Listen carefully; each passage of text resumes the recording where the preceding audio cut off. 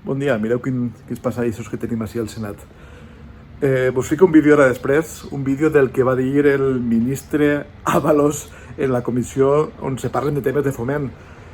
Vam parlar de l'AP7, li han preguntat sobre el futur d'aquesta autopista i ja sabeu qui és Ábalos, ja sabeu què és el Partit Socialista, ja sabeu que es va condenar a pagar de manera injusta l'AP7 durant dècades i que esta vegada jo advertíem, si hagués sigut per ells, haguérem continuat pagant segurament. Si tu i la gent no hagués fet pressió, segurament haguérem tornat a donar una nova concessió a l'empresa privada. No van poder fer-ho, ahir se va justificar ell per què no van poder fer-ho, perquè Europa no ho va permetre, però lluny de quedar-se la correcina, l'amenaça se va tornar a materialitzar.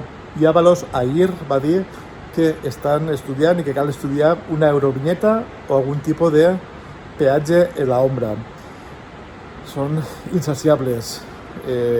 Ahí ho teniu, no m'ho invento jo, ho va dir ell, escolteu-lo i després els qualificatius, adjectius, els podeu vosaltres gastar per les xarxes. Tremendo. Aquí hay una contradicción entre liberar y poner un pago, porque la viñeta no deja de ser un pago también para la infraestructura. Es verdad que aquí hay quien, dentro de lo que es la sostenibilidad financiera de las infraestructuras, quien apuesta por la viñeta, otros por el peaje, aunque sea de otro modo distinto al conocido de Barrera. Yo creo que ese es un tema que tenemos que abordar, y lo he dicho muchas veces.